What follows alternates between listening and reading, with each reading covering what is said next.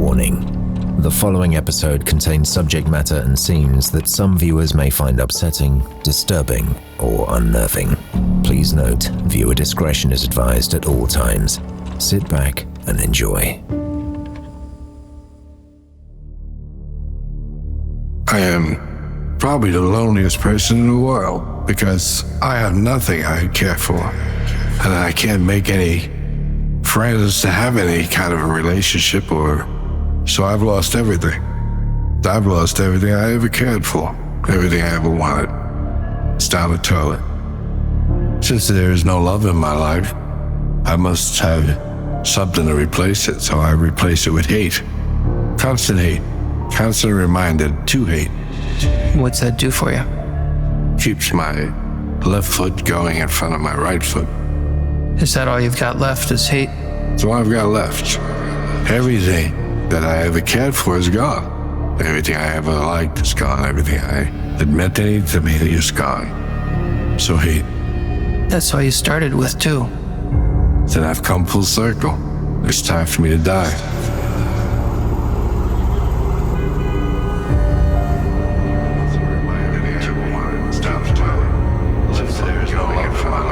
Something to replace it, so I replace it with hate.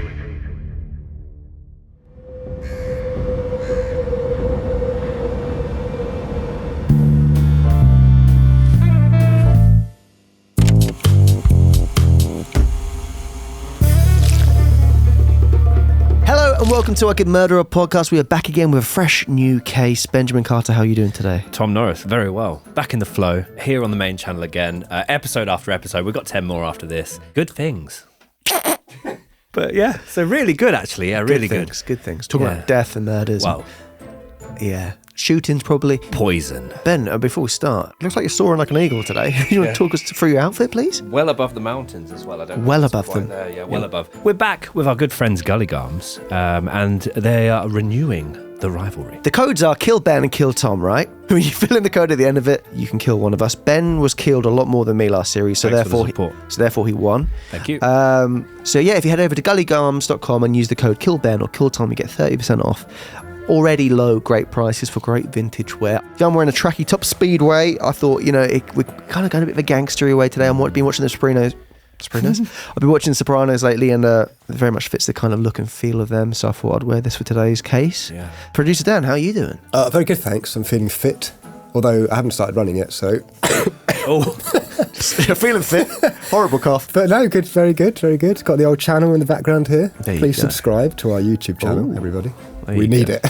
We hope you enjoyed the first episode of the series, Charles Manson case. It was a big old boy, but we wanted to go through it properly. Have you been listening to his music since then, Ben? music. Music? Yeah, you sent me a couple of tunes via I didn't. WhatsApp. You sent me one I tune. don't think I did. You did yesterday. Not by him. No. Oh, I've not been listening to his music, but yeah, just all sorts of tracks. I sent you Tom Skinner's Bosch. Great track. Oh, no. You did send me 2 tracks. Yeah. But not Charles Manson, which I was talking about. No. No. But Ben, today's case, do you want to peel back the foreskin and reveal the head of today's case? Fucking hell. Do you want to open the book on today's case, Ben? Still got foreskin on the brain. Not on the brain, but on my mind. Do you want to peel back the cheeks on today's case, Ben? Peel back. Part. Sorry, part. No, it's fine. Part. The second episode of Series 7. It is the case of Richard Kuklinski, otherwise known as... Tempted to get some like icicle noise in the background, shivering background. That's the noise Icicle makes. I've heard them. Yeah. Is the case of the Iceman. That wasn't very icically. Do it again. It is the case of the Iceman. It's pretty good. Like a car slowing down on snow. Yeah. Turning on grit. Yeah, maybe need the one of those instruments down. You know what I'm on about? Yeah, I think so, yeah. Can I try a noise? Go on. You've got to introduce me. The Iceman. It's pretty good. No, I mean, he did use effects to help him out. But yes, this case, we, like usual, we have posted on Instagram about this before a long time ago when we were doing just random facts about killers. It's also one that I imagine a lot of people have seen if they delve into true crime on YouTube. They would have seen the infamous interviews and confessions of the Iceman. There's also a movie made about him, which is, It's pretty good. It's watchable. It is watchable, yeah. Thought it was interesting that you mentioned The Sopranos early on, because this guy, I remember doing a little look at him when we did our Instagram post about him, and I remember, there's quite a bit to this case, but he gives me at one time Tony Soprano vibes, but then also Jay Cartwright from The Inbetweeners vibes. I never thought I'd compare the two. Oh, because of the bollocks, because of the lies, or alleged lies. That's the thing about lies. Yeah, the film stars Michael Shannon, who's a great actor. It's got a good cast, but it's just, I think it kind of feeds into his notions of what actually happened, which we'll get into during the case. But yeah, it's a very interesting case, slightly different to the usual, as it's a, what, in quotation marks, a hitman. Yeah, contract killer. Yeah, or a big bullshitter, Billy Bullshitter. He lives a double life with his family, which we'll get into. But yeah, lots to dissect with this case. And yes, some of it will contain some conjecture. That's fair to say. Yeah, absolutely. A pinch of salt. We mentioned the gritting. Good. The roads. Again, I just want to say what people are... But yeah, no, very interesting case. It's nice to finally cover one as well, because we're both obviously big fans of The Sopranos and the Mafia. We're not big fans of the Mafia, but anything Mafia related is interesting and intriguing to us. And I like that element of this week's case. You don't always get it at True Crime. And we've got it this week. So very happy about that. And I just thought I'd mention it. So I just want to let you run with that. No, I'm done. I'm done. So yes, we're going to delve into the childhood of the Iceman when he was just a mere raindrop. Then we're going to see how he ended up in the place he ended up dead. No, we're going to see how he ended up where he did and try and see if we think he is a Billy bullshitter or if he is telling the truth. I've got quite an opinion on it, and I'm interested to hear Ben's taken it, and also Dan's taken it as well. I'm sure we'll play some snippets of some of the things he's claimed to do. Him himself, I think he's very a movie character playing the villain, isn't he? Definitely, yeah. So now we're going to go into the childhood of Richard Kuklinski. Richard Leonard Kuklinski was born on the 11th of April 1935 to Stanley and Anna Kuklinski. His father was of Polish descent and his mother was Irish, and both of whom were immigrants. Richard was born in Jersey City, New Jersey, and he was the second child the pair had conceived, but Richard would later become one of 4. So, big family. Is that big? We've done bigger. We have done bigger. Fairly large family. Richard grew up in a turbulent household. He was raised by parents who were abusive to each other and their children. His father, Stanley, who we're going to go on to talk about in a bit more detail, was particularly aggressive. In an interview later conducted with Richard whilst he was in prison, he was asked the question, "What's the worst beating you ever took from your old man?" Richard replied, "I don't think there's much of a difference in any of them. They were all pretty bad." Richard feared his father to such a point that he would even wet the bed. When's the last time you pissed the bed, Ben? Goodness me. What counts as a full piss? I think any piss leaving your cock into your bed will count. So what if you wake up in 3 a.m, for example, let the dogs out, Yeah. go to the toilet, half asleep, just go for number 1, half asleep, get back in bed, and then just a little drippage falls out. Like, unintentional, obviously, not intentional. I don't know how you'd be doing it intentionally. No, that's why I'm clarifying. That doesn't count as in the bed. Okay, so Right? We all do that. you just haven't shaken it off. I shake it off, but I'm half asleep as well. Girl's giving you an out there. I don't know why you didn't take it. Pissy pants. No, Bed. Sorry, pissy bed. Didn't the dog sleep between your legs? none of this is going in. Isn't it? No. Okay. Last time full and proper piss, because we talked about drippage in a cut that didn't make the show. A little drippage falls out. Goodness me. I don't know if I was a frequent bedwetter. Maybe 6. That's still old, isn't it? Maybe 3. Oh, that number. Maybe 2. I mean, I think it'll be older than 2. Backtracking, I don't know. 4. Yeah. You just and a put half. numbers. You just make Probably about 4.5 last time I wet the bed.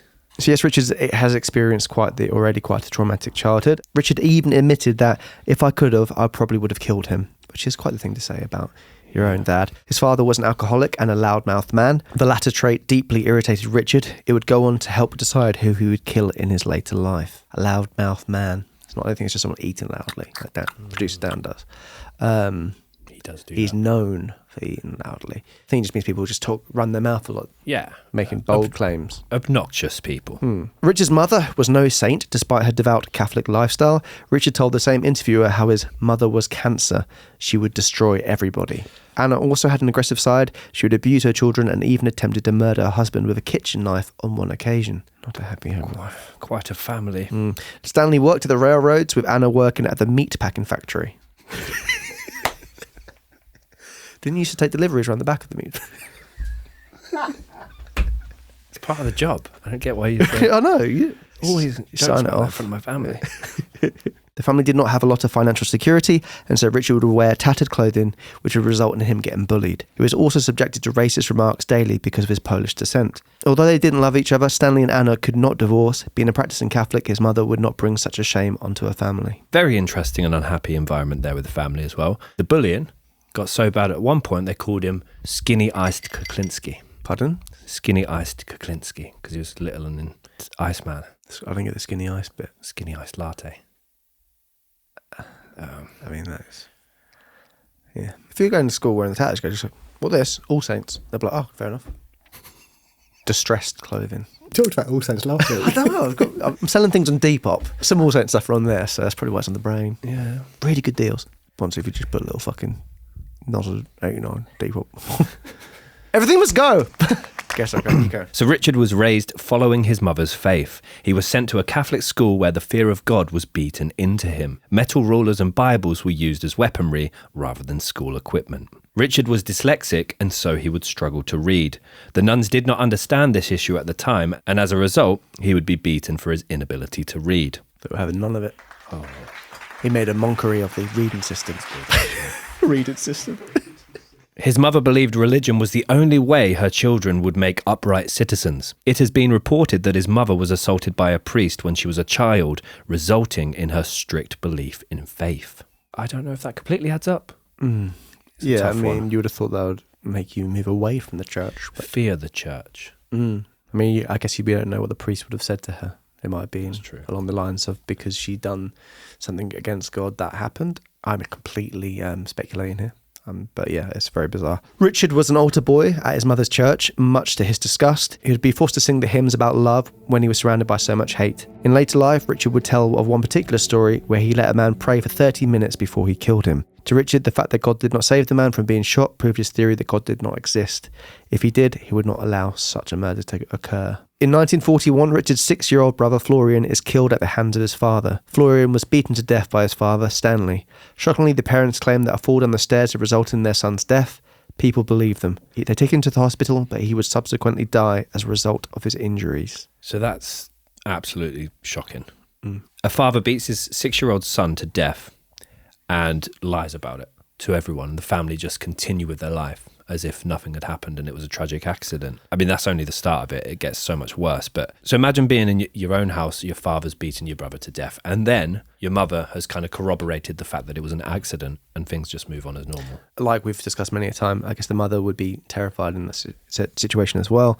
And then you're growing up in a situation thinking that could easily happen to me if I step out of line. Yeah. So yeah, it'd be absolutely terrifying. So Florian and Richard were not only brothers, they were best friends. And at only 5 years old, Richard had lost his only true friend to the man who had created him. As a consequence of murdering his own son, Stanley leaves the household and abandons his family. And without his income, an already struggling family would have even more of an economic burden placed on them. You would have thought him leaving that household after what he did, perhaps the mother may have gone to the police but about then that. I guess she would have been lied. She would have lied as well. Yeah. So yeah, it's a tough one. Horrible situation. The financial situation only gets worse as Richard grows into a teenager. With little money for food, he is forced to steal for fear of starvation. When Richard turns 13, his fascination and participation in crime begins to grow. He starts to read crime magazines and becomes interested in the criminal underworld surrounding him. Nothing wrong with that. Making his interest become a reality, Richard begins stealing cars. Being a lonely teenager with no friends... you could... I knew you were going to look at me. I've got a few, and I'm not a teenager anymore. No. Being a lonely teenager with no friends, Richard turns his attention to animals. Don't look at me. He commented how he used to tie 2 cats' tails together and throw them over a clothesline and watch them rip each other apart. I swear we've had that in another case. That is absolutely horrible. Albert Fish. He doesn't just torture cats, but he also abused dogs too. He admitted that he had kicked dogs off the roofs of buildings. Richard commented that, when I was a young man, I found that if you hurt somebody, they would leave you alone. He also added, good guys do finish last. The belief would come into practice when Richard killed his first victim, aged 13. He dropped out of school by this point. A gang known as the Project Boys began picking on Richard. He was defenceless and would not fight back, so they continued to bully him until one day Richard snapped. The leader was called Charlie Lane, and his time bullying Richard was coming to a close. Charlie had beaten Richard so badly that he was in hospital for a week. Anna, Richard's mother, wished to press charges, but Richard took things into his own hands. One day, Richard waits for Charlie with a bar concealed within his sleeve. When he sees Charlie, Richard hits him repeatedly, bludgeoning him. Charlie falls to the ground, and as his body hits the concrete, he takes his last breath. At 13. That is quite a situation to be in at 13 years old, and yeah, very, very graphic end of Charlie's life. To go back to the cat point, because I've definitely recognised tying two cats' tails together from another case. I couldn't find the other case that it was from, but did you know there is apparently a Croydon cat ripper? I didn't know this. Is this your... It's not. Oh. Just some throwaway stuff. Is this going to be more interesting than the... Could be. Sorry, Dan. As producer Dan had a cheeky peek at this week's interesting facts. It's an all right one. Does it beat Manson's one? I can't Yes. remember what that was. Okay, yeah. Was it about drinking? What was that about? That was about people without names. Oh, yeah. It's a good one. Come on, spit it out.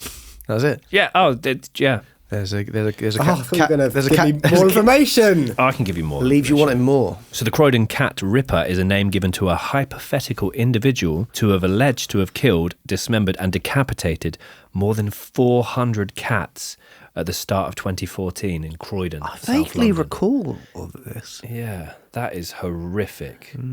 There's kind of a heat... 400 cats. There's a heat map as well around Croydon as to where all of these different ones occurred, and it's significant. That's horrific. Christ, 400 cats. And they still haven't found the individual. Or individuals. Could be a gang. Could yeah. be a gang, Ran. Could be a gang, Ben. Sorry for that slight cat tangent. Right. Thank you. So realising that he now has blood on his hands, Richard panics. He knows he must dispose of this body. And bearing in mind, again, he's 13 and having these thoughts. The body is taken and thrown into the pond under Pulaski Skyway. Where's that? In Pulaski. Oh, yeah. That was good from you. Mate. And when talking about his first murder, Richard said, "I didn't mean to do it, actually." Well, that's a fair enough defence. So as he moves into his later teenage years, having one body on the hit list already, Richard would begin to go to random bars, specifically looking for fights with men. Anyone who looked at him in the wrong way would end up with a black eye. And Richard, the pictures of him when he's young, he does look about 40. Yeah, he slightly looks a bit like, I just thought about now. No, I'm actually going to reference on that people would know. He looks a little bit like Ken McElroy, the bully. The guy that bullied. Yeah, the town that killed his own bully. Yeah, it looks a little bit like him. Yeah. But yeah, he looks very old for his age, quite big and stocky. And it's kind of kid who he looks like the bully, doesn't he? Yes. Yeah, absolutely. Very bizarre. We have covered that episode on Patreon as well. Early shout out to Patreon. 100 episodes. Patreon.com/CouldMurderAPod. Pretty much 100. So on this, Richard began to create a reputation for his aggressive behaviour. The boy that was once alone and bullied had now become a murderer. A gang named the Coming Up Roses Gang had heard about his work and wanted Richard on their side. I can imagine us having a band name like that. Coming Up Roses. Trying to be clever, It but must it be a band. doesn't quite work. Coming Up Roses. You mean it's coming up smelling of roses, isn't it? Yeah. I remember now. Do you remember the terrible pun that I used for the Instagram post? No, I'm still thinking of it. It was something about a barrel, wasn't it? It was not a nice man. Terrible name. Yeah, so the Coming Up Roses, which I quite like the name, weirdly, but yeah. Yeah. They had 5 gang members. The year is now 1951. Richard begins to dabble with other methods of murder. One night he gets into a confrontation with a police officer named Doyle. Doyle had a reputation of being loudmouthed, like we mentioned earlier. He bloody hated that, He didn't he? bloody hates a loudmouth. And this annoyed Richard no end as it reminded him of his father. Richard waits outside the bar for his prey. Doyle stumbled out of the bar and is so intoxicated he passes out drunk in his car. Richard sees this as a perfect opportunity to kill again. This would be an easy murder. As a result, he pours gasoline over the vehicle with Doyle inside. He sets it alight and watches his victim burn to death. He remarked in a later interview that he could smell him as he burnt, which is an absolutely horrific image. Yeah, it's quite an escalation. Again, how old is he at this point? He's still a late teenager, isn't he? He was 16 when he did this. Fucking hell. So a very young age to be killing a policeman, let alone doing it through arson. Absolutely. Yeah. I just thought it'd be important to say about his age. Yeah, for context on the case, definitely. Shortly after this kill, the Coming Up Roses gang are starting to build up a reputation for themselves. Organised crime is rife within major cities like New York. Consequently, they start networking with other gangs within the area. That sounds quite nice. Can you think of any other gang names that the Coming Up Roses gang would sort of intertwine with? Coming Up Roses. It'll Be All Right on the Night gang. The Shit Don't Stink gang. That's a good one. Rosebud. It's Not Looking So Bad gang. I'd be the leader of that. Not the leader, but mid-management. The Bell Tower, man. What's your gang called? It'll Be Alright on the Night. I'm sort of between two factions. Which one's yours? It'll Be Alright on the Night, and then It's Not That Bad. So mine's It'll Be Perfect on the Night, and It's Great. It's mine. It's great gang. It's great gang. Yeah. Great gang. Great gang. Really guys. good atmosphere. Yeah? Yeah. We're beating yourselves in. So because of this networking, the gang networking events, Gangs of New York, because of this... Because of this, they are now receiving opportunities for paid killings. Richard Kuklinski has famously talked about the emotional detachment that he has with killing. He said that it was disappointing that he didn't get a feeling from it. We can now see the callous way he kills when another member of the Coming Up Roses gang cannot fulfill the task that they have been set. Yeah, he says in the interview, he says, what did you feel? He's like, I didn't feel anything. He was amazed that he's like, I didn't feel a thing, it didn't bother me. He was more bothered by the fact it didn't bother him than the actual act itself. And with all this talk of gangs and all this talk of quotes, I'm very surprised we haven't done our mob boss kind of accents. We've done well. I don't know what the mob was. It's like kind of New York. Is it? I'm walking here, but a bit more Mafia-like. Continue. Oh, thank you. I do like this idea of gang networking, though. It's quite... Imagine them with their own little signs, pop-up signs. They're like, hey, so we mainly do, we do hits by the river. And then the other one's going, I just mainly strangle them. And there's like little things they do. Take my card. Pardon? I put poison in their coffee. You're just the janitor. Yeah. But like, can you just leave us to it? Eventually, they keep berating the janitor. One day he snaps. Fucking really snaps. And instead of cleaning up cleaning up piss and shit. Yeah, instead of that, he starts cleaning up the piss and shit. No, piss and shit. No, he starts cleaning up the gang members, about the same level gang members. He sounds very nervous as janitor. Yeah, he didn't know that was his name. Doesn't know his broom from his ass. But yeah, fair play to him. The gang asked John Wheeler to shoot a man at Lincoln Park, but in the end it didn't really. With the gun heavy in his hand, John stands still. His finger freezes on the trigger. He has taken too long. Richard snatches the gun from his associate's hand. He shoots without hesitation, and another target has been killed. By the age of 18, Richard's kill count and bank balance was rising. He is earning great money from his targeted killings, and he even manages to get himself a girlfriend called Linda. That's a weird thing to say like that. He's earning great money from his targeted killings, and at this point he gets a girlfriend called Linda. That's killed me, that sentence. Even manages to get himself. Yeah, it's like, ooh, like he was killing people, fair enough, but he got a girlfriend. Fuck. So not much is concretely known about Linda, but we do know that she was 9 years older than Richard. The pair are immediately serious and take things to the next step quickly. The couple decides to move in together, and so Richard finally escapes the iron fist of his mother. Get off! However, Richard's violent nature is seen both in and outside of work. Linda becomes Richard's punching bag as he abuses her using the same methods his father would use on him. Furthermore, Richard claimed that he cut off her nipples when he became aware that she had been unfaithful to him. Jesus Christ. Furthermore, he is becoming more destructive, and we begin to see a resurgence in the carelessness he had in killing at a much younger age. Richard begins to randomly kill the homeless. He used an array of methods to murder: slitting the throats, knives plunged into heads, strangulation, shooting, and hanging were popular choices. Again, some of this has to be taken with a pinch of salt. A fistful of salt, I'd say, Ben. Salt, yeah, an iron fistful of salt. He did like to spin the yarn about what he did and didn't get up to in his earlier years. Lot of yarn from the Iceman. And he did sort of embellish things ever so slightly, hence the Jay Cartwright, Tony Soprano sort of vibes I'm getting. More just Jay Cartwright. Tony. Just looking like Tony but speaking like Jay is what I kind of meant. Yeah.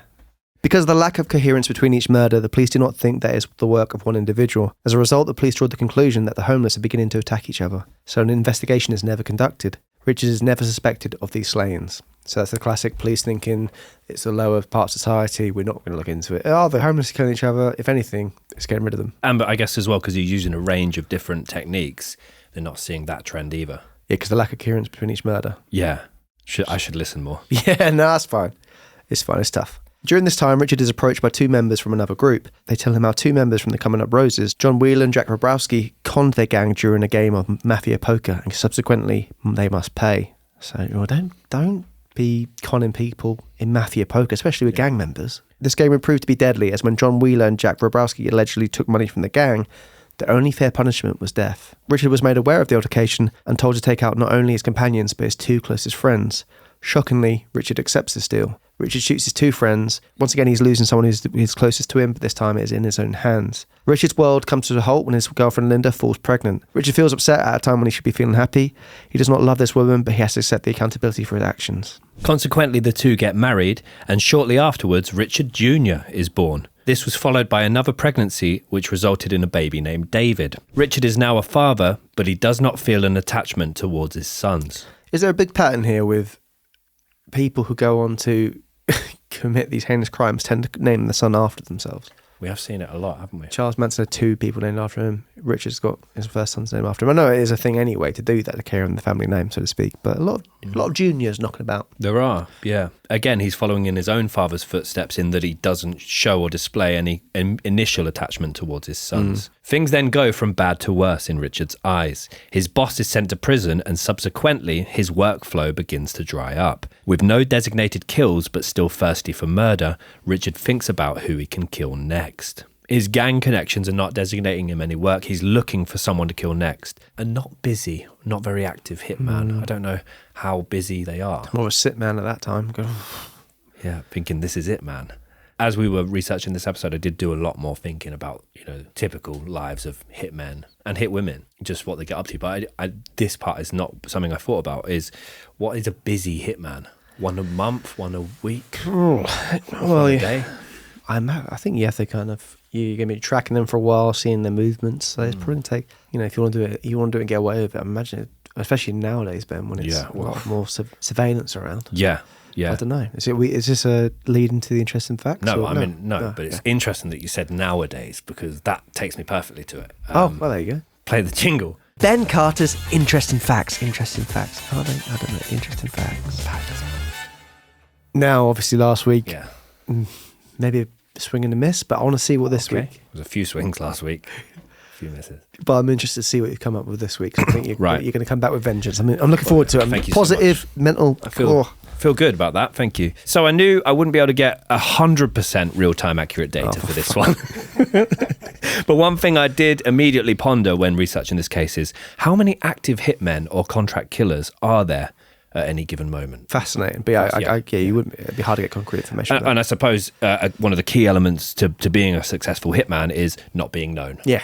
So straight away, all the really good hitmen out there probably aren't included in these facts. So what I did was, first of all, how many active hitmen are about in the world? And I couldn't get you an exact answer. But what I could get you is, first of all, a slight tangent is that right now in America, the FBI estimates that at any given time, there are between 25 and 50 active serial killers across America. However, that number can fluctuate. And whilst exact numbers cannot be given, it is estimated that there are between 40 and 60 contract killers who are active and not currently jailed in America. This can include members of drug-based gangs, members of the Mafia, and astonishingly, corrupt members of the police force, which I thought, that's it. We should do a copper one day. Yeah, there are a few, That's what I said. But I always see, and I don't know why, because I don't follow any accounts like this on Twitter, but I always see, police malpractice videos being shared on Twitter, like shooting someone that was doing nothing or approaching. Horrible. It's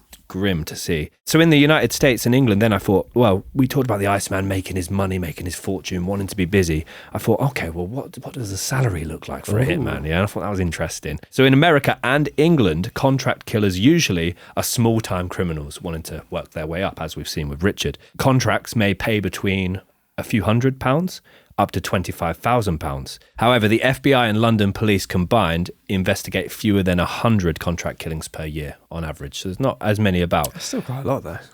Still a few, isn't it? So 100 here, up to 100 here, up to 100 in America. It's too, Worse than Beyonce. Wow. Yeah. But on that, in terms of the ones that are in it for the sort of on a more full-time prorated basis, a low-level hitman can earn anything from $5,000 to $15,000 per hit. An average or intermediate hitman could earn anywhere between $30,000 and $50,000 per hit. And a high-level hitman tend to cost far more, and they can cost up to $100,000 per I guess killing. it's the higher level and higher risk, isn't it? Yeah. And then just a final kind of throwaway, I then also searched, well, who's the most notorious hitman in history? Because I thought this guy would be up here with some of the stories he's told.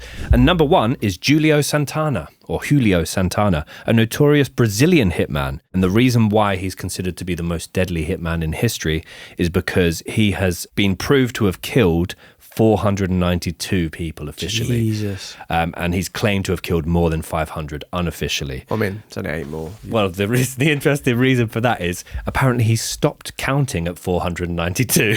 So how he reached that number and then decided, so he claims to have killed more than 500, but officially can be evidence to have killed 492 people. So there you go. Bit of Hitman sort of interesting stuff this week. There's a mixture in there, wasn't there? A mixture of interesting stuff, yeah. Yeah, no, it was good. Ben, that was really good, actually. Oh, Dan. Let's talk about a pay rise, Come see me in my office after the old podcast, My office. Okay, sir. You the boss. Bring your appetite, he says. You done? So as Ben mentioned, Richard's getting a bit itchy feet now. He wants to kill again, and the fate of death lands upon his father. The only problem is he does not know where his father settled and after he abandoned his family. Richard admitted that he would have killed him with ease if he was able to track him down. Richard would not have the chance to kill his father when he later receives a message that he has already died. He does not attend the funeral, telling an interviewer, "I didn't like him in life. Why would I go and see him in death?" He does say very quotable things, doesn't he? Yeah. Although it seems as though Richard would kill anyone or anything, he does admit that he would never kill a child, yet he remarks, "I most likely wouldn't kill a woman." I mean, he did kill a child whilst being a child, but he does have some form of code. Things begin to look up for Richard when his boss is finally released from prison. This would only be for a short while, however, as his boss is fatally shot. Richard is once again left alone and must find a stable source of income. In his 20s, that's the point I feel like we've discussed enough for him to be well into his 30s and 40s by now. So in his 20s, Richard is dabbling in the selling of porn. So what he initially started doing is selling like bootleg copy of DVDs. Do you remember before the Fire Sticks you can get and the internet really becoming a big thing? You used to get people. Did you ever used to have people that you knew that could get you like a DVD version of a cinema movie that had only just come out in the cinema movie? Yeah. Yeah. Like a pirate movie. A pirate copy, a pirate DVD is what I was trying to say. Cinema movie, yeah. Yeah. So that was a thing, wasn't it? And you pay them like £2.50 or a £5 or something, get, Avatar 1. It's just got Avatar, wasn't it? I'm probably not at that time either. That was no. I get your point. Yeah, people used to pirate DVDs. You buy So Richard started doing that initially, but he wasn't making as much money. So then what he thought is, you know what? I'll get a few blue movies, not Avatar, and start selling them at a higher price. And again, he joined a new gang, the Blue Man Group. They're banging their head against the wall for a while there, but they made some profit. That's what. Oh, you meant Oh, sorry. Dan got it. Papa Smurf. Papa Smurf. Papa Smurf. So he basically decided, and I swear again, there's another case we did in Series 6 where someone was selling bootleg porn. So anyway, he starts deciding to sell pirated copies of DVD porn. Not in the poop deck. That's good seaman. Walk the plank, spank the plank. No. Polly wants a cock. Captain Hooker. Oh.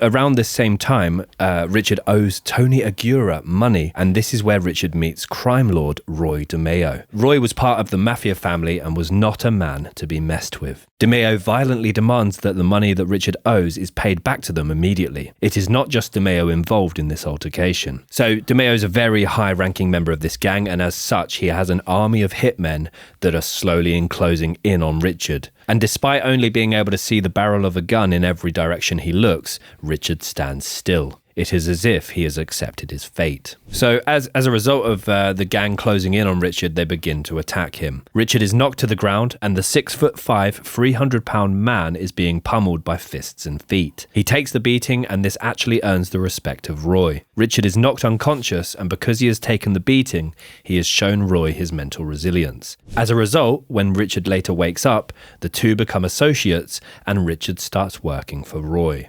Difficult interview process. Very difficult, yeah. So Richard earns the trust of DeMeo after he passes another one of DeMeo's tests. One day Richard, Roy and Roy's cousin Joe are in a car. Roy places a gun equipped with a silencer into the hands of Richard. He is given clear instructions to kill that innocent man walking his dog. Joe is driving the car and he drives down the quiet street following the man and his dog. Richard shoots. So Roy DeMeo was the head of the execution ring for the Gambino Mafia family. They would work in a separate apartment at the back of the Gemini Lounge. Richard was taken there when he first started working for the family so that he could be introduced to them all. The group had a dinner and Richard began to quickly figure out that he did not particularly like these men. However, as much as he didn't like them, they did not like him. They had just cut up a body of a man in front of Richard and he could do nothing else but watch. Despite the hatred between Richard and the group, that night he became a contract killer for them. It'd probably be a better gang if everyone got on. In the great gang, everyone's just like, oh man, I do, what's up? It's really nice vibes. But It'll Be Alright on the night gang, it's a bit cagey. Not cagey, snidey, just everyone's a bit snidey. Everyone's a bit nervous. Yeah, it gets a bit. Yeah, but they get things done. They do get things done slowly, a long time. Usually, on the night, consistent. Yeah. Wait to the last minute a lot of times. That's on the night. Yeah, exactly. Makes sense.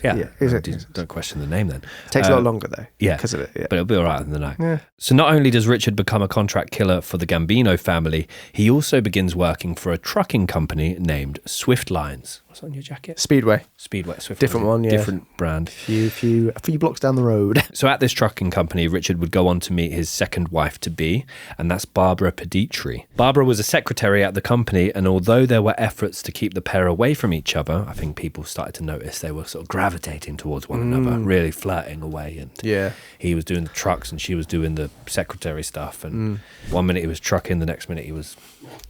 And people started to notice. And although people were trying to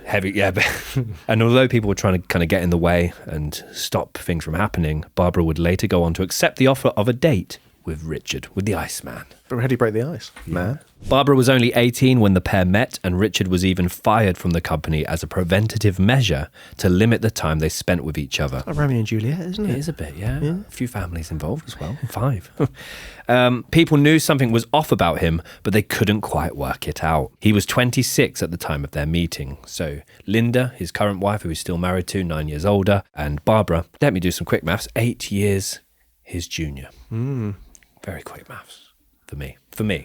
As we mentioned, a lot of people trying to get in the way of things. He's now been sacked as a preventative measure to keep away from Barbara. However, the two cannot keep their hands off one another. But there is one problem.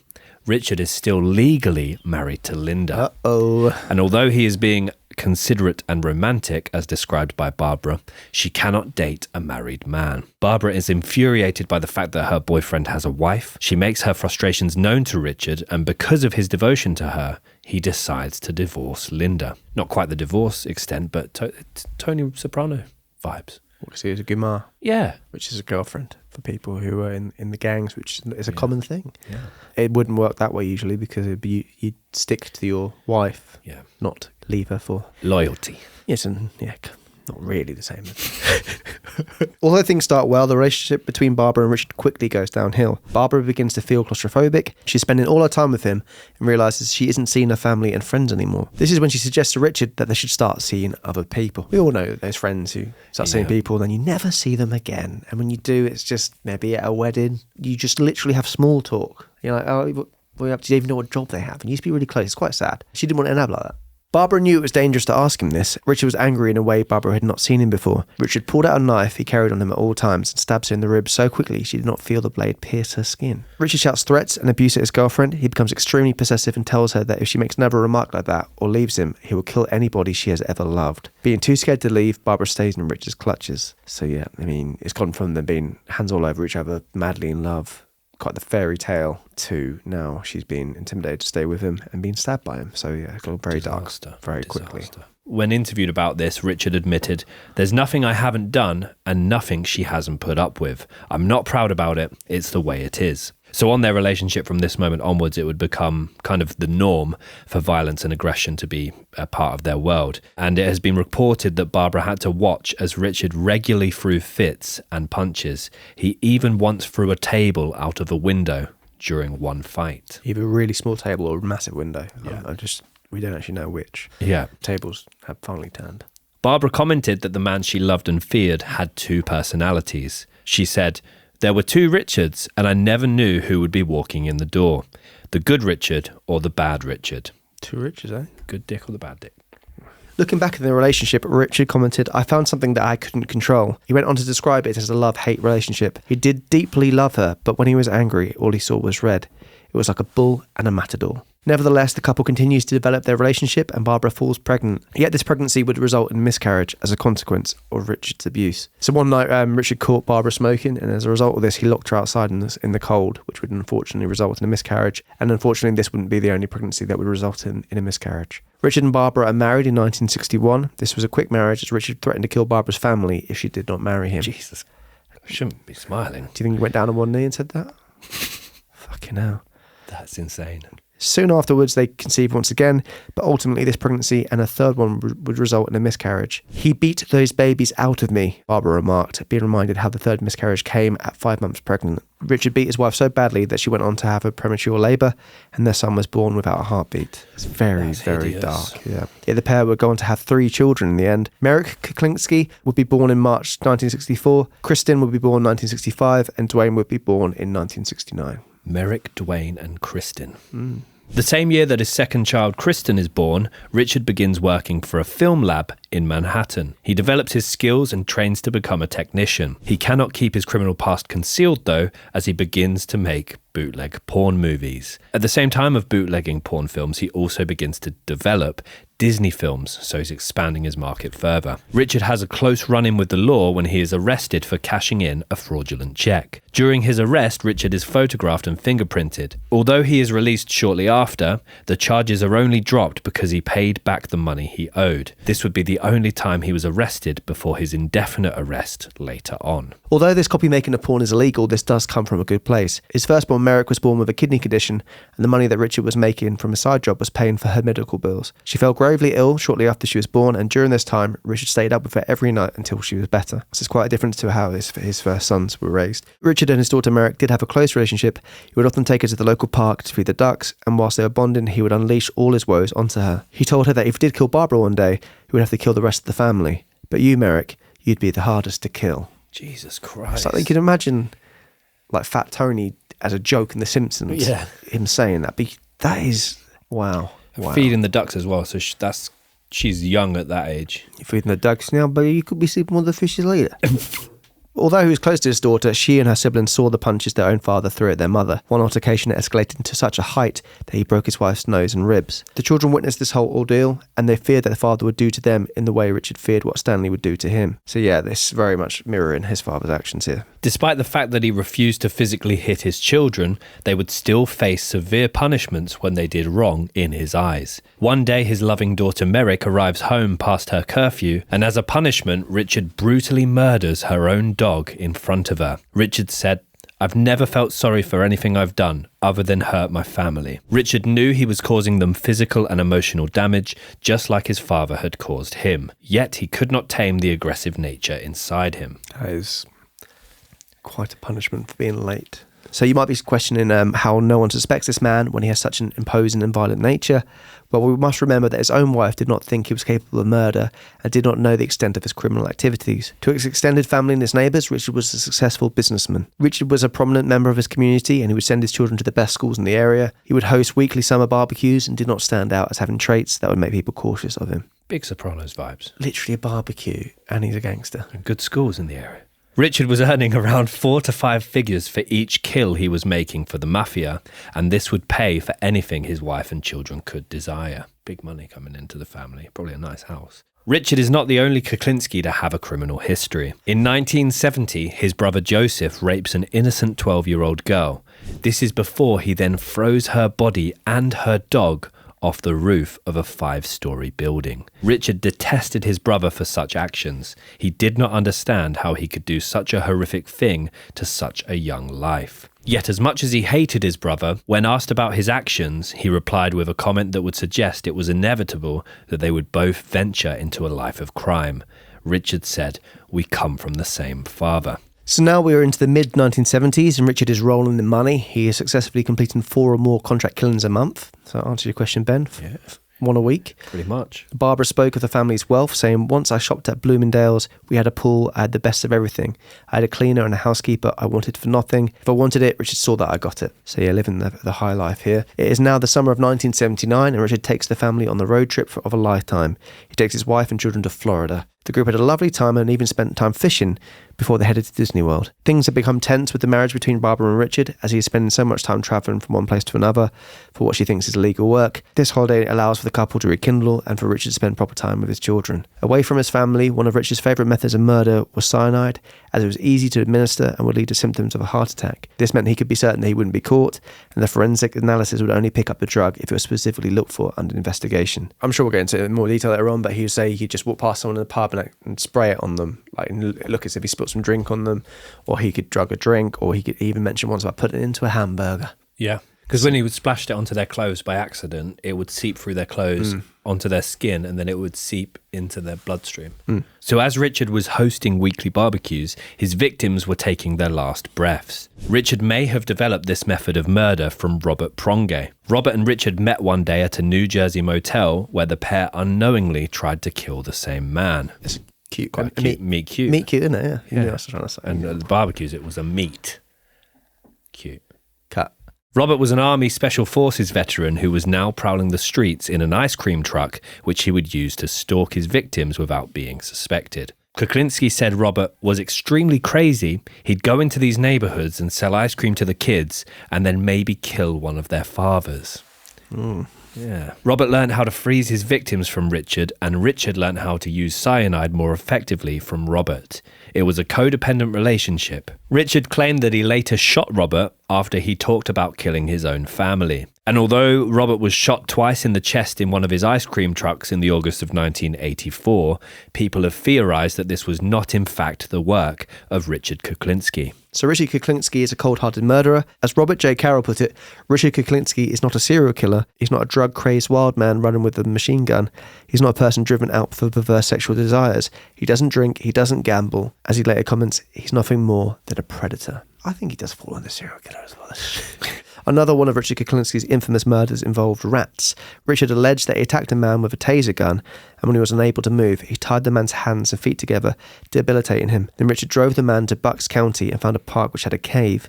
This would be the perfect place to dispose of a body. Richard then placed the man into the cave and strangely set up a camera, which then proceeded to video the next steps. Richard stripped the victim of all his belongings and clothes, tied him up, and then threw cow blood all over the man. Within this cave hid rats. The rats then could smell their next meal. They devoured the man and even ate his bones. Richard waited, collected the camera, and then watched as the man was ripped apart by the rat's small teeth. When I read about this particular murder, it said that the rats started on the eyes because they're the softest part of the body. What a ball bag. What about ball bag? I mean, I'm not... But that's softer than an eye. You touching them? About the same. For the audio listeners, Ben's just touched the ball bag. Just doing a check. Check the other one. Good to check. Always. Yeah. Reminder to people. Oh, you found a lump on your eye, Ben. Oh. Yeah. Just feeling for Lips. Lips are soft. Yeah. Lips and ball bags. Eyes are very soft. That could be your drag name. Sorry? Lips and ball bags. Here she is. So, however, this is one of the moments we've been talking about. Could be false. It's important to note that there was a reasonable doubt over whether Richard's claims should be believed at all. When the FBI raided Richard's house searching for evidence of the crimes he later was convicted for, they could find no recollection of these videos. So did they ever exist, or did rats eat them as well, Ben? Maybe they existed in Richard's The tape was mind. the soft bit. Yeah. Yeah. Tape was the soft bit. Yeah, that's right. Yeah. So you might question, well, if Richard didn't kill for the Mafia, then how did he make his money? Obviously, he bootlegged and distributed porn. This was not done at the time, and so the industry was booming. He could have easily made millions this way. Furthermore, we also know that he did sell drugs. Moreover, people have deeply questioned whether the Charlie Lane murder that Richard committed when he was 13 had any credibility to it. In a later HBO special, Richard tells the interviewer his first kill was at 16. Furthermore, in an interview with Anthony Bruno, Richard tells a completely different version of events. So this is where the whole... The yarn is getting tangled. The spider on the web's like, I don't know if I'm coming or going. Am I? No, I've got nothing to go there. I'm lost. He never tells the same story the same way twice. He's been laying the breadcrumbs, but then he's gone back and had a few of them. I mean, he's lost his way, Ben. He didn't want to be hungry. He tells him that Charlie was originally called Johnny, and Johnny was the one who would bully Richard as a teen, and so when Richard had enough, he waited for Johnny with a stick. The stick would be beaten against Johnny, and this led to his death. So yeah, he's changed Charlie to Johnny, and then stick from pole. So yeah, it's 16 to 13. 13 to 16. Yeah. And that's Everything's your age changed. range, isn't it? And that's on your Fucking hell, Tinder. mate. Whoa, Miles. I meant Miles. That's what I meant. Jesus. What did you mean? Doesn't matter, mate. Thank goodness. Yet in 2006, Richard tells the story we have today. Charlie Lane was killed in broad daylight with no witnesses. Moreover, Richard chopped off the boy's fingers and damaged his teeth, and he was tossed into the river. Have you ever been tossed in the river, Ben? No, I've jumped into one, The but hot never tub? been tossed. No, I've jumped into one, but never, well. Get that little net out. However, on this, no teeth or fingers were found in the river. In fact, Charlie was never found in the river or in birth or death records. There is no evidence of Charlie, Johnny, or the Project Boys, which were the gangs the boys allegedly controlled, ever having existed. My Great Gang could be signed to birth or death records. Yeah? Yeah. Very Yeah, good. some big tunes on that. Big tunes. Big tunes, yeah, okay. We didn't do it, brackets, but we didn't like it much. It's the first song we released. Yeah? Yeah, the chorus has got a big hook to it. Big hook. Big hook. Wow. Sounds catchy. Captain Hooker she featured on it. Yeah. So Big Rick, as he claimed he was referred to, alleged that he killed between 150 and 200 people. But in reality, it is most likely that he glamorized himself to make himself sound more notorious. like Jake Paul in boxing. Does he do his numbers up? Oh, I don't know. Does he? I don't know. Over to you, Coffee Killer, or whatever I can't remember his name. Coffeezilla. Like Logan Paul with crypto. There you go. Yeah, that's bad. So, I don't really know. Allegedly. More false claims. Have you tried Prime? No. They sell it for £10 at a local Budgeons. There was the orange one, which I never go for orange, and I wouldn't pay 10 quid for it. No. Interesting. Have you? No, I haven't. Apparently it's shit. Oh, Heard it's very sweet. medicine-y, I've heard. Look at us being YouTube. Bonsi, cut this bit out, and then we're fucking trending number one. As well as this, more false claims have been found. The burning of a car was reported by the media, but whether Richard was behind it or had placed himself into the story is not known. Again, going back to that. Yeah, where what's his name? Doyle. The Yes. policeman Doyle, which allegedly burnt the car and killed him, innit? And you would have thought a police officer being murdered in that way would have been big news, and they would have been searching for the man behind it. As well as this, there's basically the club that Richard says it happened at was a different club. So this actually was evidenced in the HBO documentary, showed it being at Club International. This is a completely different bar than the one named in the book, The Iceman, Confessions by a Contract Mafia Killer. And Philip Carlo, who wrote it after numerous meetings with Richard, tells us that the bar was actually named Bonnie's. If Richard can remember the brutal torture he inflicted on this man, then surely he should be able to remember the bar that it was at. Or after 200 murders, do you forget details like that? Number one, contract killer stopped counting at 492. I suppose if you asked him what bar it happened at or what place it happened, you can imagine it would get a bit fuzzy. So thirdly, we do not actually know if Richard did use cyanide to kill his victims, although he reported killing Gary Smith and Daniel Deppner this way. The media was heavily covering the story of the Tylenol murders at the time. So Richard once again read the story and placed himself into the narrative. I've seen some footage of this undercover cop who he very much liked to put himself at the forefront of the documentaries I watched. He had quite the notable wig. He basically said he was speaking to Richard, and they would openly talk about the hamburger incident and cyanide and things like that. And apparently Richard was planning to kill this man because there was tapes of him talking to one another. But Richard apparently was planning to kill this man anyway, so he was openly talking about these things. He was like, well, he's not going to say anything. Okay. But as an undercover cop, maybe don't put your face in front of the screen, especially if it's mob related. You think that's a silly Very way? bold. I portrayed myself as a hitman. Told him I worked for the wise guys downtown New York, and my brother was a good fella downtown, and I went by the name of Dominic Michael Provenzano. Not just the mention of hamburgers then, but it does have some similarities with the Joe Maffini case. Other than that, wow. Because he talked himself up in subsequent interviews saying he'd done this, he'd done that, but it never lined up with the evidence. Yeah, I think that one was the thing about that was the big question of how much did he feed the people to the people, wasn't Well, it? that as well. How many burgers did he actually make? Yeah. And what did he make them of? Yeah, exactly. And now we're going to enter the timeline of the Iceman. Iceman. So as we discussed earlier in the episode, Kuklinski falls into a life of petty criminal activity relatively early on in his life after leaving school in the 8th grade. During the 1960s, he manages to secure himself a job working in a film lab where he has direct access to the master copies of movies. He quickly realizes that he can make an extra quick buck by making copies of Disney movies to sell illegally. The side hustle snowballs into a world of pornography, and Kuklinski discovers that he can carve a lucrative career out of the distribution distribution of pirated adult movies. Imagine the Iceman trying to flog Frozen. It is through this means of illegal income that he soon becomes associated in the world of organised crime. And it is alleged that throughout his criminal career, he would go on to be involved with all 5 of the famous crime families of New York. The Bonanno, Split.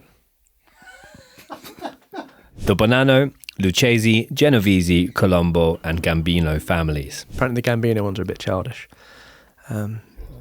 After connecting through Kuklinski's pirate video distribution, a Gambino capo, Roy DeMeo, introduces Kuklinski to the notorious organisation, who immediately feel that they can use Kuklinski's brutish strength and monstrous appearance to work to their advantage. Kuklinski is given a job as a debt collector and instructed to use whatever force necessary to obtain the outstanding money. The responsibility soon ascends to carrying out hits in exchange for large sums of cash after Kuklinski reportedly impresses DeMeo with his remorseless sense for killing when instructed to shoot a randomly selected target one day. So obviously we mentioned the stranger walking his dog, got out of the car, done. I mean, had a family.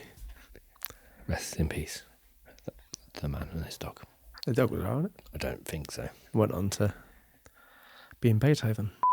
Kuklinski does so without question, and a new level of respect is earned. So as we mentioned, Kuklinski would go on to generate a lot of money during this time, and in the mid-70s he was living in the middle-class neighbourhood with his wife Barbara and their 3 children. So on the outside he seems like a successful businessman because they don't really know his ins and outs, and his wife has learnt better than to ask too many questions. Yeah, there's a very famous family photo, isn't there, with his sideburns. It's really famous. Really famous. Honestly, yeah. I was like, what the fuck? You know, deja vu? Yeah.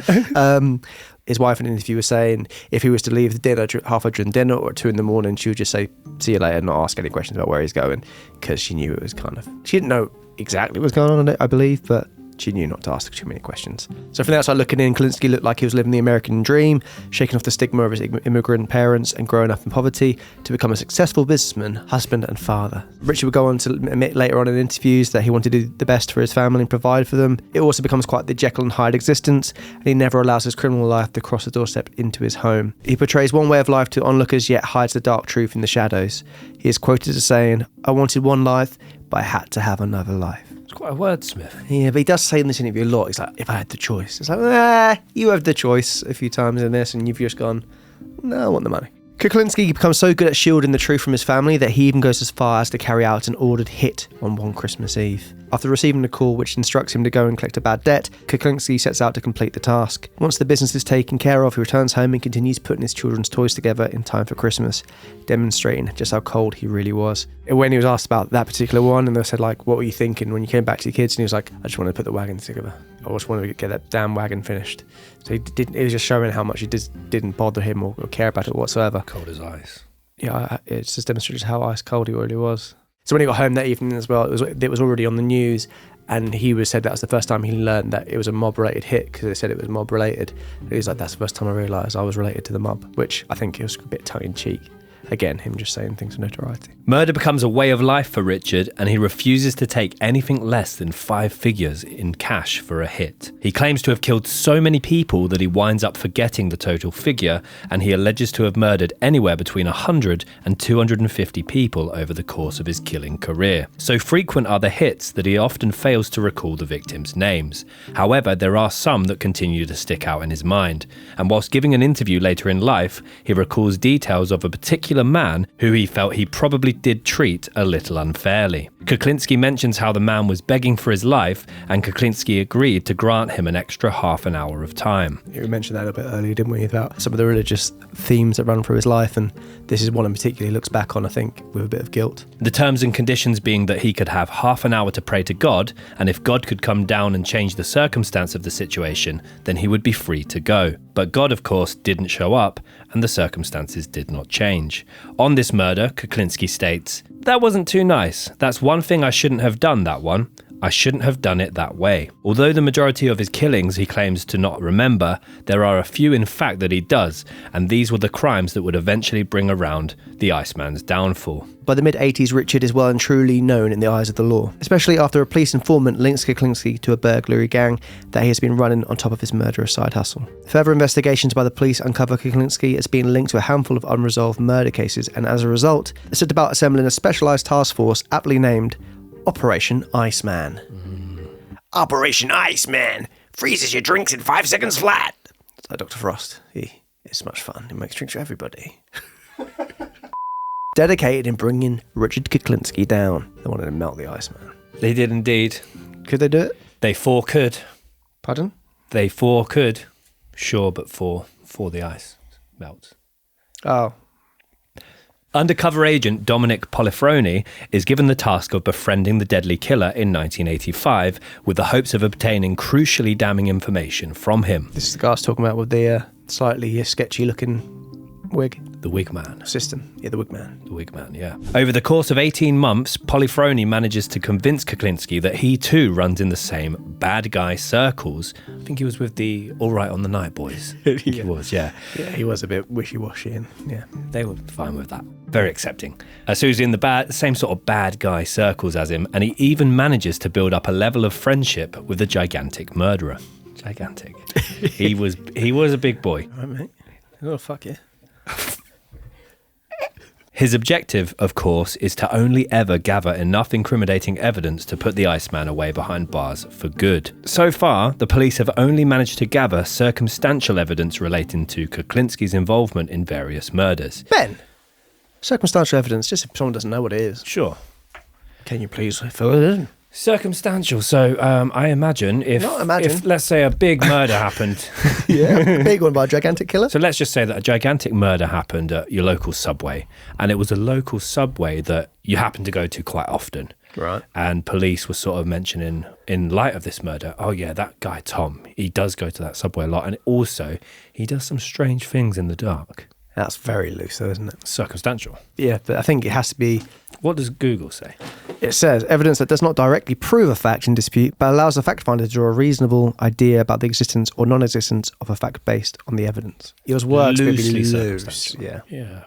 I mean, let me tighten it up a bit. Tom goes to Subway regularly. I don't. He was there the night of the murders. I wasn't. Naked. What's he doing naked at Subway?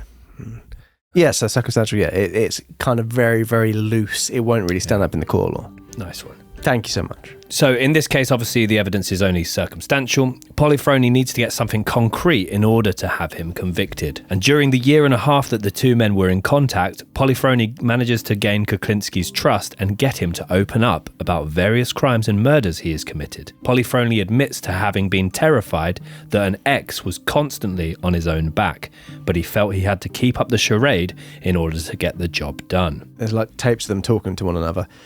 And I just feel like Polifroni is very over the top. Yeah. He's like, oh, surely you need a fucking weapon to fucking do it. It's like just swearing far too much. And it's the questions are so open in the sense of like, it's the kind of thing you wouldn't talk to the other person about. But he was a big talker, wasn't he, Iceman? Yeah, he had to brag about it and stuff. But I just think if he got away with all these murders, he wouldn't be as free and open talking about them as he did.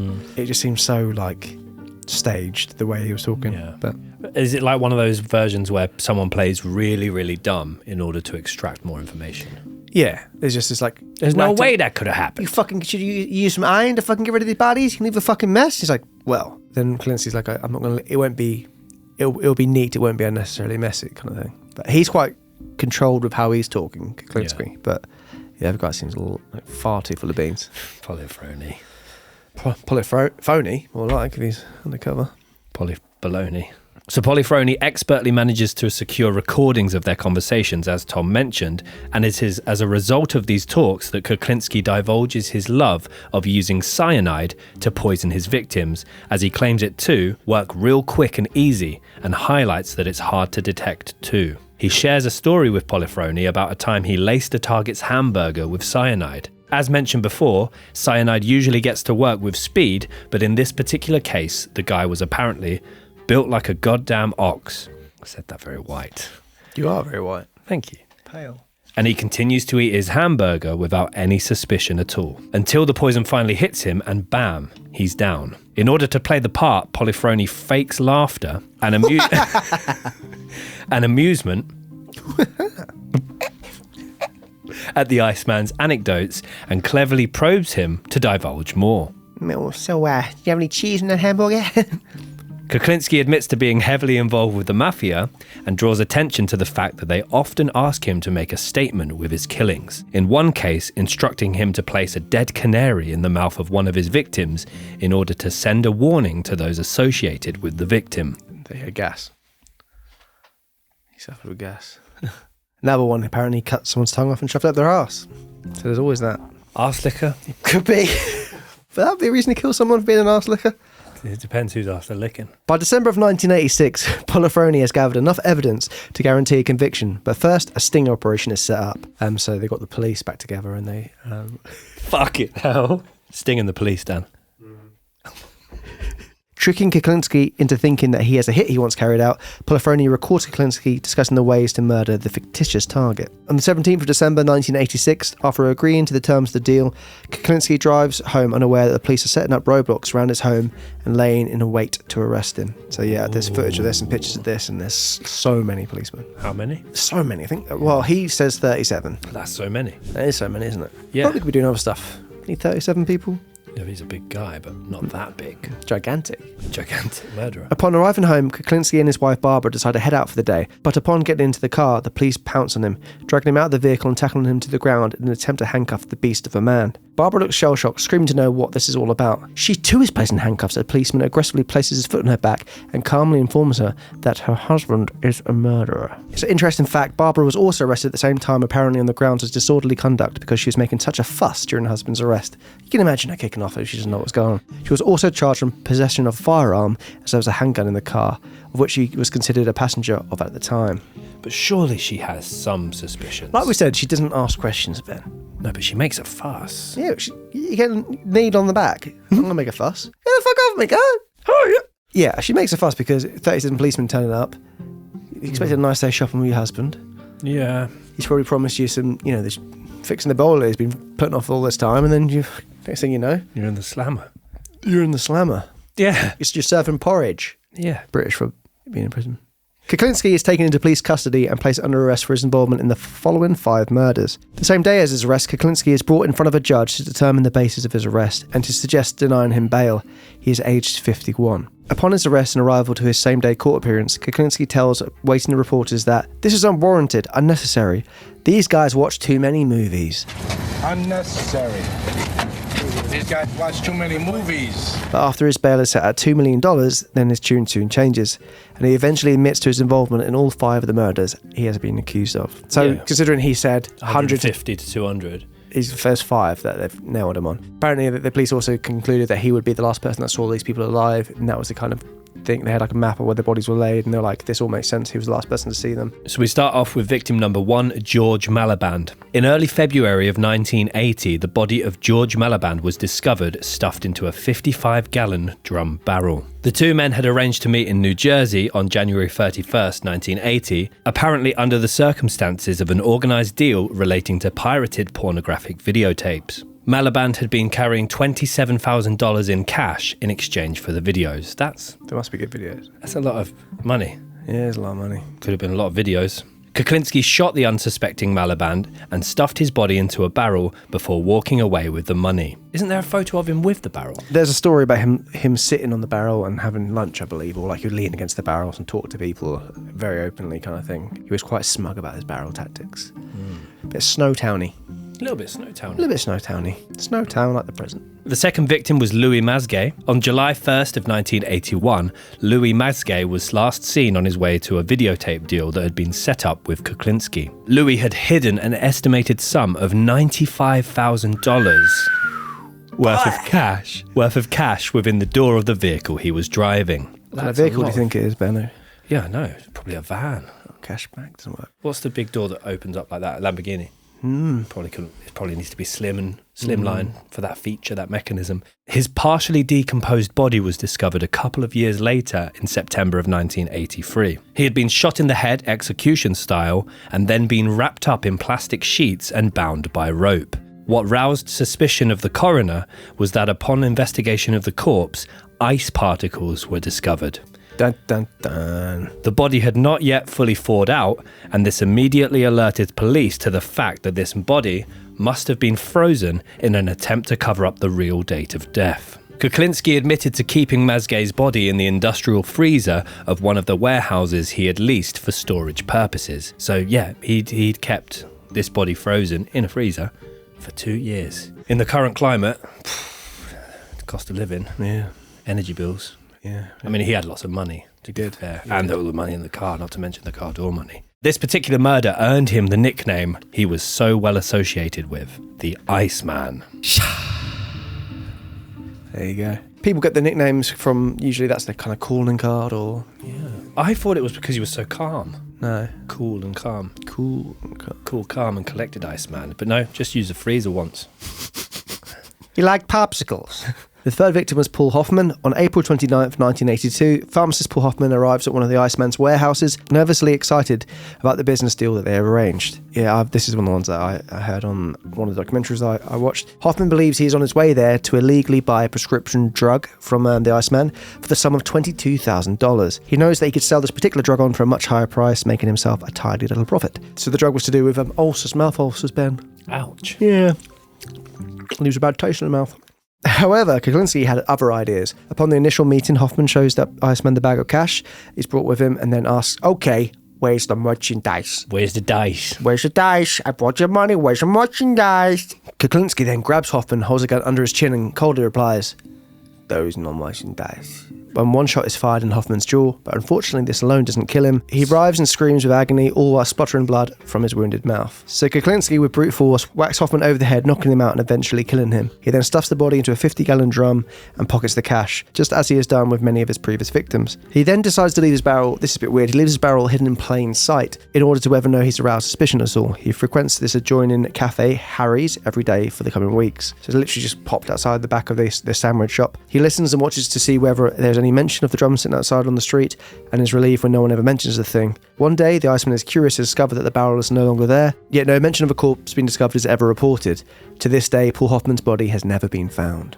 That's scary, isn't it? Yes, I think that's where the barrel kind of connotations to come with. I mean, he has put two bodies in a barrel here. Rather than the Iceman, the Barrel Man. Yeah. Not as cool a name. The Barrel Bludgeoner. Nah, I was say had you over a barrel, but that doesn't... The next victim was Gary Smith. On December 26, 1982, a decaying body is found underneath a bed in a New Jersey hotel room. The corpse belongs to that of Gary Smith, supposedly a member of one of Kuklinski's organised burglary rings. It is alleged that Kuklinski was worried about Smith turning police informant. Regarding Gary Smith, Kuklinski had some concerns, and the rest of the Mafia members had concerns that Smith may be sharing information to the police, after another member of the gang had been previously arrested and snitched on who else was in the gang. As warrants were issued for the gang members' arrest, Kuklinski advised all involved in the burglary ring to lay low and not draw attention to themselves. He clearly had concerns about Smith, however, as he decided to silence him before it was too late, and enlisted his friend and associate, Daniel Deppner, to help. Using his preferred method of cyanide, the Iceman laced Smith's food with the poison and waited for him to die. Growing impatient that the cyanide wasn't taking effect quickly enough, Kuklinski then demanded Deppner to strangle Smith, which he did so with a lamp cord, eventually extinguishing the life out of him. Not knowing how to remove the body from the hotel without drawing suspicion, Kuklinski decided the best option was to simply hide the body of Gary Smith under the bed in the hotel room, which is a bold suggestion. The creepiest thing is that the hotel room continued to be let out to guests. So some of them who stayed in the room actually ended up complaining about the weird smell emanating from the room. The funky smell. But none of them obviously thought or realised that a decomposing body was underneath their bed. Who had the dead baby under the bed? Albert Fish. You know, dead bodies under bed, so when you get a bit scared when you're staying somewhere, have a look. You never know what could be under there. Scary. A lesson to live by. It is. It wasn't until the smell got so bad that the hotel manager decided to investigate himself and discovered the dead body hidden under the bed. TripAdvisor, I imagine, was not very complimentary. We'll stay again. A little bit stinky. So Daniel Deppner was the fifth victim. We touched upon Daniel Deppner before, as he was involved in the murder of Gary Smith. He too had been involved in the same burglary ring that Kuklinski oversaw. Presumably after bumping off Smith, Kuklinski began to panic and felt that Deppner probably knew far too much. Deppner's body was discovered on May 14th, 1982 by the side of a road. A cyclist noticed a large wake of vultures surrounding something and jumped off his bike to investigate. A wake of vultures. Didn't know that was what a group of vultures were. Would you go investigate if you saw loads of vultures, Ben? I don't. I'm scared of vultures. Yeah? Yeah, pretty big in person, aren't they? Sure, I've seen one at a zoo. Even when you see a really big crow, it's a bit like, fucking hell, that's big. Yeah. Usually in like a McDonald's car park or something. Late at night. Drive through. Circumstantial evidence there, Ben. What do you know about? He quickly realised... Can I have a Happy Meal, please, love? He quickly realised that the vultures were feeding on a dead body and immediately informed the police. The coroner discovered undigested food in Deppner's stomach, strongly suggesting that Kuklinski had used the same method of poisoning his victim's food with cyanide before strangling him to death. Cyanide killer. I mean, cyanide sucker? Doesn't really work. The cyanide barrel boy. That sounds like he works in Borough Market. Does a bit. Thank you. So those were the 5 victims that Kuklinski was initially charged with. And obviously, as we've touched on in this episode, the guy did like to talk. He did do many different interviews, and he is suspected of committing a far higher number of murders, between 100 and 200. What we're going to do now is go on to the aftermath, talk about the trial, and talk about some legacy pieces within the case. So we're going to go on to talk about the trial first of all. So during his trial, the Iceman keeps true to his moniker, showing no remorse whatsoever for the crimes he has committed.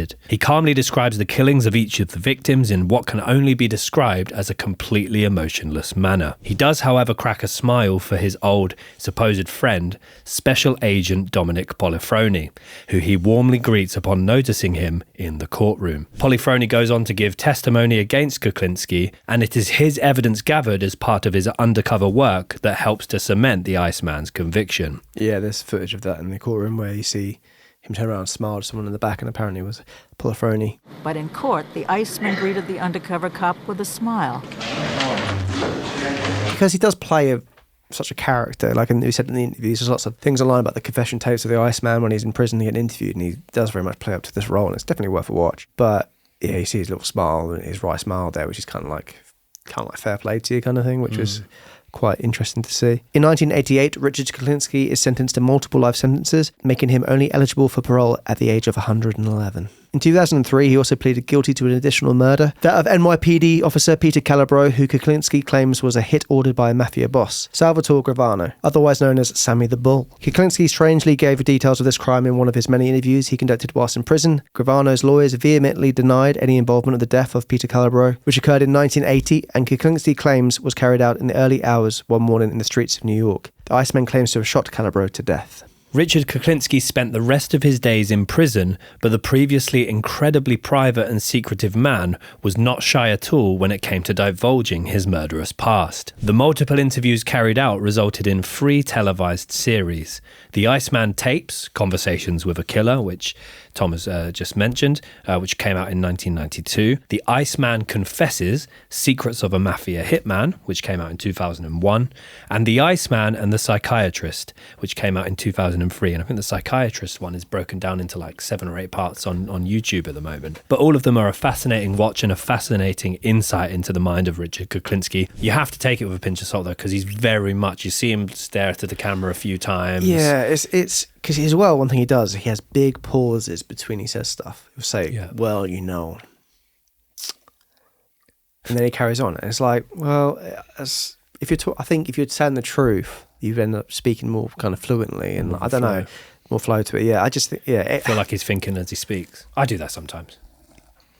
Our animator, Phil, he kind of, with the animation he did for this one in particular, he kind of highlighted how much Phil was vehement that he spoke a lot of bullshit. So he's kind of done that with the animation for this one, with the police kind of look around going, I'm not sure about that. It takes a lot to irritate our Phil. It does. And this case really rattled him. It did. So during these documentaries, he claims that nothing haunts me, no murders haunt me, and that he didn't allow himself to actually think about these crimes because it would wind up hurting. So he chose not to think about them too much, which is strange because it doesn't bother you, then saying if you thought about it too much, it would hurt him. He said the only thing that he feels sorry for is hurting his family, and in a rare moment of emotion, he tears up on camera, admitting he did want his family to forgive him, saying, I've hurt people that mean everything to me, they're only people that mean everything to me. After implicating Salvatore Gravano in the murder of an NYPD cop, Kuklinski is due to appear as the star witness in court against the mob boss. However, before that is able to happen, Kuklinski surprisingly dies of supposed natural causes in early March of 2006. The man infamous for answering the question if he felt he was an assassin as Assassin sounds so exotic. I'm just a murderer. I've never felt sorry for any of the things I've done besides hurting my family. So Kuklinski was 70 years old at the time of his death. So it's a bit suspicious about him dying just before testifying against a mob boss there. So the files on the Iceman will never be closed as long as the number and identities of the people he killed remain unknown. And a lot of the Iceman's accounts are conflicting, so we cannot be certain as to whether he committed multiple murders prior to being introduced to the world of organised crime or afterwards. There are interviews where he states both. Likewise, Kuklinski claims to have killed anywhere up to 250 people, yet these claims cannot be corroborated officially without bodies. As we said, fistful of salt with what he's saying. First time I watched it, I believed every word he said, because I think you kind of think, well, I would be lying about this, but then after kind of watching it with a bit more context and going through it with a fine-tooth comb, you're like, Yeah. Richard. Yeah, I think the film was worth a watch, and the actual documentaries themselves are really, really interesting and worth a watch, as there is an element of intrigue surrounding Kuklinski. And in the series, he's actually quite interested himself or eager to learn from the psychiatrist why he is the way he is and why he's done the things he's done. Is it genuine? That is a question many people seem to ask, or is he simply a cold-blooded and merciless killer? Well, I don't know. He's got away with words. He's good at acting up to the camera, and it seems like the quotes of different people that actually met him in real life have also spoken to him in a way that he's very open about describing what he did and how he did it quite graphically. But then also, if you look at his childhood and the way he was raised, and I mean, one of his brothers killed at age 6, beaten to death at age 6 by his own father. The other brother, obviously, a rapist and a murderer as well. Yeah, we kind of not glossed over it, but when you look at other childhoods, when we delve into it, like, he did have a horrible childhood. He grew up in such a horrible household. I think he is very much one for his personal brand, and he knew he liked the attention, and he liked having these documentaries about him. He liked sitting there and doing all these quotes. I'm sure he thought about the kind of things he wanted to say. And well, it's like the point you made earlier about the fact that some people don't regard him as a serial killer. He's a serial killer, for sure. Yeah. And it's weird that sometimes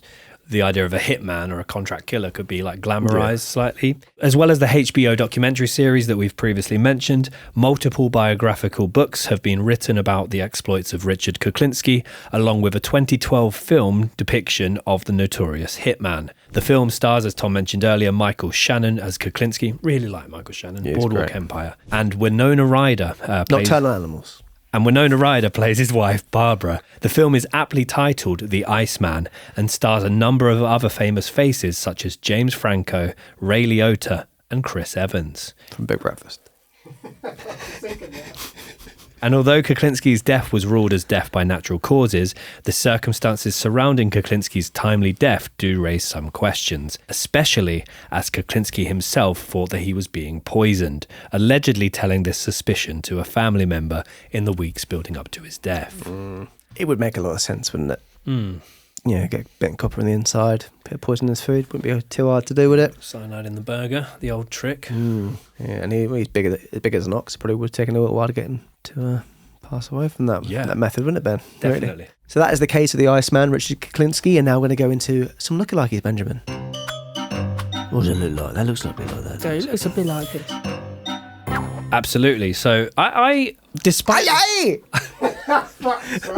so I feel that he has one of those faces. He does have one of those faces. But I also really struggled. I've got 3. A lot of people online as well are saying not only did he live a life similar to Tony Soprano, but has visually kind of a similar appearance. James Gandolfini did play a gay hitman in the movie The Mexican.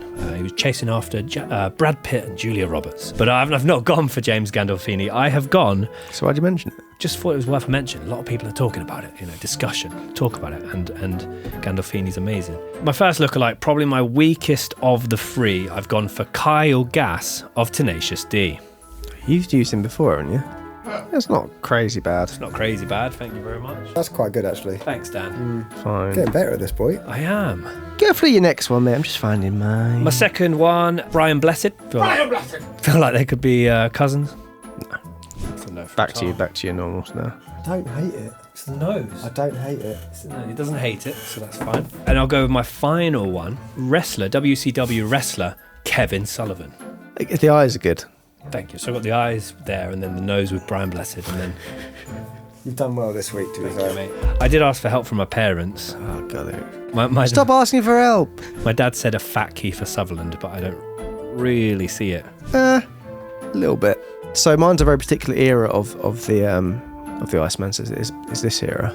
Oh, okay. So that was before he even went sort of cold. and I went for Michael McKean. Oh, yeah, very good. And then the other one is the more beardy, well-known one, and this is a pretty bad one, but I'd be John Goodman in Inside Llewyn Davis, but I prefer the Michael McKean one. But they're both good shouts. Yeah, Michael McKean one, I'm not so sure about. John Goodman, it's just a guy with a goatee and a bit bigger. I was surprised Michael Shannon, because I've used Michael Shannon in a few of my lookalikes, but surprised he played him. Yeah, he got cast as him. He's good at being very kind of cold and calculated as well. It is a good film, and if it's because some of the stories are so far-fetched that you can believe in that, where in the real world it's probably not so much. But anyway, that is the case. We hope you found it as interesting as we did, and let us know if you believed what you were saying, or if he was telling tall tales. Let us know if you watch any of the documentaries that we've mentioned, because I'd be interested to hear your guys' thoughts on that. And guys, some really exciting news. Keep your eyes peeled this Friday, because we're going to be launching something very exciting, which we'd love for you guys to get involved in and to have a look at, and let us know what you think of it. We're very excited to launch this. It's been a long time in the workings, in the behind the scenes